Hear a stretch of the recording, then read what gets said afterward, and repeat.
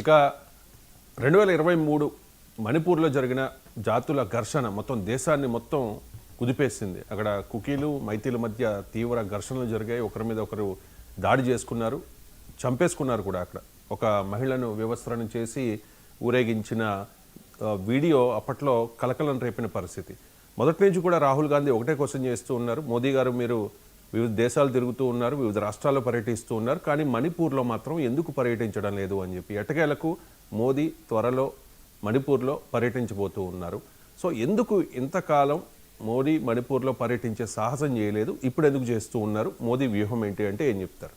2023 మే నెలలో జాతుల సమరం, దాన్ని ఏమంటారంటే ఎథ్నిక్ వైలెన్స్ అనేది మొదలైంది. ఇప్పుడు మణిపూర్ ఇంపాల్ వ్యాలీలో ఉన్న మైతీ కమ్యూనిటీకి, మైతీ ట్రైబల్ కమ్యూనిటీకి, ఇంపాల్ వ్యాలీ చుట్టూరు ఉన్న కొండ ప్రాంతాల్లో నివసించే కుకీ జూ అనే ఒక ట్రైబల్ కమ్యూనిటీకి మధ్య ఒక ఎథ్నిక్ అంటే జాతుల వైరం మొదలయ్యింది. ఈ ఇంపాల్ వ్యాలీలో నివసించిన మైతీ మెజారిటీ వర్గం సుమారు 56% ఆఫ్ ఈ మణిపూర్లో ఉన్న పాపులేషను. వీళ్ళు మెజారిటీ ఆఫ్ హిందూస్, గుర్తుపెట్టుకోవాలి హిందూస్. వీళ్ళు ప్లెయిన్ ఏరియాల్లో ఉంటారు కాబట్టి మైదాన ప్రాంతాల్లో అభివృద్ధి చెందింది. పొలిటికల్లీ ఎక్కువ కంట్రోల్ ఉంటుంది. ఇప్పుడు బీజేపీ అక్కడ చీఫ్ మినిస్టర్గా పనిచేసిన బైరెన్ సింగ్ కూడా ఈ బీజేపీ నుంచి వచ్చిన ఈ మైతీ వర్గానికి సంబంధించిన వ్యక్తి, మెజారిటీ హిందూస్లో. తర్వాత ఈ హిల్ ఏరియాలో కొండ ప్రాంతాల్లో నివసించే కుకీ జూలు మెజారిటీ క్రిస్టియన్సు. వీళ్ళు కొండ ప్రాంతాల్లో ఉంటారు, వీళ్ళు ఎస్టీ స్టేటస్ ఉంది. కాబట్టి ఈ 2023 ఏప్రిల్లో అక్కడ హైకోర్టు, ఇంపాల్ హైకోర్టు ఏం చెప్పిందంటే ఈ మైతీలకి, మెజారిటీ హిందువులుగా ఉన్న మెజారిటీ వాళ్ళకు కూడా ఎస్టీ స్టేటస్ అనేది అప్పటికి ఆల్రెడీ ఎస్టీల్లో ఉన్న ఈ కుకీ క్రిస్టియన్ కమ్యూనిటీ తిరగబడింది. వాళ్ళకు కూడా ఆల్రెడీ అభివృద్ధి చెంది ఉన్నారు, ప్లెయిన్ మైదాన ప్రాంతాల్లో ఉన్నారు. వీళ్ళకి ఎస్టీ స్టేటస్ ఇస్తే మాకు ఆధిపత్యం ఉండదు, అంటే ఆధిపత్యం అంటే మేము జాబులు అన్నీ కోల్పోతాం కాబట్టి వెంటనే వైలెన్స్ మొదలైందండి. ఈ వైలెన్స్ ఎంత తీవ్రంగా జరిగిందంటే దారుణమైన పరిస్థితిని ఇంటర్నేషనల్ మీడియా విమర్శించే స్థాయికి వెళ్ళిపోయింది. ఇంటర్నేషనల్ మీడియా కవరేజ్, అక్కడ సోషల్ మీడియాని ఆపేయడం, అక్కడ వైలెన్స్ని ఆర్మీని కూడా తట్టుకోలేని విధంగా జరిగింది. ఒకనొక సందర్భంలో రాళ్ళు వేసి ఒక స్త్రీని వ్యవస్థరణ చేసి స్త్రీలు సామూహిక అత్యాచారాలు, హత్యలు జోకి వెళ్ళిపోయినాయి. చాలా ప్రమాదం అయిపోయిందండి. మొత్తం అక్కడ అఫీషియల్గానే అక్కడ 250 మంది దాకా అక్కడ చనిపోయారు వైలెన్స్లో అని తెలుస్తుంది, హింసలో. తర్వాత 70,000 మంది వరకు డిస్ప్లేస్మెంట్ క్యాంప్స్ పెట్టడం జరిగింది భారత ప్రభుత్వం. దారుణమైంది. ఇది రీసెంట్గా అక్కడ రాష్ట్రపతి పాలన విధించి అక్కడ ఈ కుకీ జూ కమ్యూనిటీకి, మైతీ అనే ఒక ట్రైబల్ కమ్యూనిటీకి ఒక శాంతి ఒప్పందం మీద సంతకం చేసేది జరిగింది. ఇక్కడ ప్రధాన విషయం ఏంటంటే ఇప్పుడు నరేంద్ర మోడీ ప్రధాని ఈరోజు ఇంపాల్ వెళుతున్నారు, మణిపూర్ వెళుతున్నారు. ఈ మణిపూర్ వెళ్ళినప్పుడు చార్ చందీపూర్ అనే ఒక ప్రాంతాన్ని ఈ మణిపూర్ ఇంపాల్లో ఉన్న అక్కడ డిస్ప్లేస్ అయ్యి, అంటే ఒక క్యాంపుల్లో నివసిస్తున్న ఈ విక్టిమ్స్ని ప్రధాని మోడీ గారు కలవబోతున్నారు.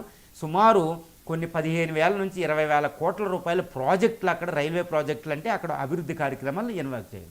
ఇక్కడ ప్రధానమైన విషయం ఏంటంటే 2 సంవత్సరాల పాటు 2 నెలల పాటు ప్రైమ్ మినిస్టర్ మోడీ, నరేంద్ర మోడీ ఇంత వైలెన్స్ జరిగిన, అంతర్జాతీయ మీడియాని ఆకర్షించిన, భారతదేశం అంతా ఆందోళన చెందిన, భారతదేశం అంతా ప్రదర్శనలు జరిగిన, ఎందుకు నరేంద్ర మోడీ గారు మణిపూర్ వెళ్ళలేదు అని భారత ప్రభుత్వంలో ఉన్న ప్రధాన ప్రతిపక్షం రాహుల్ గాంధీ గారు తీవ్రంగా విమర్శించారు. అన్ని పొలిటికల్ పార్టీస్ దీన్ని పైకి లేవనెత్తిని, ఎన్జిఓస్ అడిగినాయి. ఇది చాలా తీవ్రంగా, ఎక్కడో ప్రపంచంలో 20,000 కిలోమీటర్లు ఉన్న అటు ఉన్న కెనడా వెళ్తారు, ప్రపంచంలో 53 దేశాలు దర్శిస్తారు, కానీ పక్కన ఇండియాలో ఉన్న మణిపూరి ఎందుకు నరేంద్ర మోడీ వెళ్ళలేదు, అసలు ఎందుకు ఈ విషయం మీద మాట్లాడలేదు అనేది కూడా కొన్ని క్వశ్చన్ని పెద్ద రైజ్ చేశారండి. ఎందుకంటే ఇంకా తీవ్రమైన ఆరోపణలు ఉన్నాయి. అక్కడ మెజారిటీ హిందువులకి, ఇది మైతీ వర్గానికి, మైనారిటీ అయిన కుకీ జూల వర్గాలకి అంటే క్రిస్టియన్స్కి మధ్యన జరుగుతున్న ఒక మత యుద్ధంగా కూడా ఇక్కడ క్రిటిసిజం జరిగింది. అంతర్జాతీయ మీడియా కూడా అదే తీసింది. కాబట్టి ఇది గుజరాత్లో నరేంద్ర మోడీ గారు చీఫ్ మినిస్టర్గా ఉన్నప్పుడు జరిగిన గుజరాత్ వైలెన్స్తో ఇది సమాంతరం అన్నట్టు ఒక భయంకరమైన విమర్శలు కూడా వచ్చినాయి. తర్వాత నరేంద్ర మోడీ గారు ఈ విషయం మీద సైలెంట్గా ఉండేటప్పటికి అది కూడా జరిగింది. కానీ ఇక్కడ ఒకటి గమనించాలి, ఇప్పుడు నరేంద్ర మోడీ గారు ఎందుకు సైలెంట్గా ఉన్నారంటే శాంతికి మాత్రం అక్కడ మాట్లాడేవారు, అంతేగాని కాదు మినిస్టర్లు మాట్లాడేవారు. ఇక్కడ మేము శాంతి కోసం, అక్కడ బీజేపీ ప్రభుత్వం ఉంది కాబట్టి అక్కడ శాంతి చర్చలకు అన్నీ తీసుకుంటున్నాం, చూడండి ఫైనల్గా మేము ఆపాం అని చెప్పుకోవడం. కానీ ఇక్కడ మత యుద్ధంగా ఒక జాతుల సమరంగా తీసుకోవడం అనేది అక్కడ జరిగింది. ఇక్కడ ఆర్ఎస్ఎస్, విశ్వ హిందూ పరిషత్ లాంటి సంఘ పరివారం కూడా ఇక్కడ ఇన్వాల్వ్మెంట్ ఉందనేది భయంకరమైన క్రిటిసిజం వచ్చింది. కానీ ఈరోజు నరేంద్ర మోడీ గారు మణిపూర్ వెళ్తుంటే మళ్ళీ ఇదే రాహుల్ గాంధీ గారు ఏమంటారు, మణిపూర్ ఇష్యూ కంటే ఓట్ చోరీ అనేది చాలా పెద్ద విషయమని ఈరోజు మళ్ళీ ప్రతిస్పందించడం జరిగింది. ఏమైనప్పటికీ ఈ మణిపూరు వైలెన్స్ అనేది ఒక మైతి, ఈ కుకీ, జూ వర్గాల మధ్య జరిగిన, ఈ జాతుల మధ్య జరిగిన, లేకపోతే ఎత్నిక్ ట్రైబల్ గ్రూపుల మధ్య జరిగిన ఒక యుద్ధం లాంటి ఇక హింసా సంఘటన అనేది ఒక భారతదేశంలో ఒక తీవ్రమైన పరిణామాన్ని పైకి ఎత్తి చూపిందనమాట. ఏంటి, రిజర్వేషన్లు, ఈ అండర్ డెవలప్మెంటు అనేది ఎప్పటికైనా భారతదేశానికి శత్రువు అనేది ఇక్కడ మనం గమనించాలి. తర్వాత ఇల్లీగల్గా ఇమ్మిగ్రెంట్స్, ఎందుకంటే మయన్మార్ నుంచి ఇల్లీగల్ ఇమ్మిగ్రెంట్స్ కూడా అక్కడ ఒక ప్రధాన కారణమయ్యారని మనం చెప్పొచ్చు. ప్రధానంగా రిజర్వేషన్ అనేది ఫైనల్గా సుప్రీంకోర్టు దాన్ని స్టాప్ చేసింది, హైకోర్టు, ఇంపాల్ హైకోర్టు ఇచ్చింది. ఆ విషయాన్ని మనం గమనించాలి.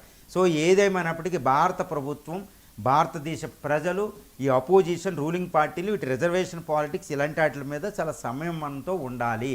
ఏమైనప్పటికీ ఇండియన్ ప్రైమ్ మినిస్టర్ మోడీ గారు 2 సంవత్సరాల తర్వాత అక్కడ వెళ్ళడం అనేది ఇట్స్ క్వశ్చనబుల్ అన్నట్టు విమర్శలు వస్తాయి. ప్రైమ్ మినిస్టర్ ముందే ఇక్కడికి వెళ్ళి ఇంకా ఎక్కువ పిలుపునిస్తే అది డిఫరెంట్గా ఇలాంటి విమర్శలకు తావు లేకుండా అక్కడ మనకు ఉండేది. రైట్. ఇక గ్రూప్ 1 టీజీపీఎస్సీ, గ్రూప్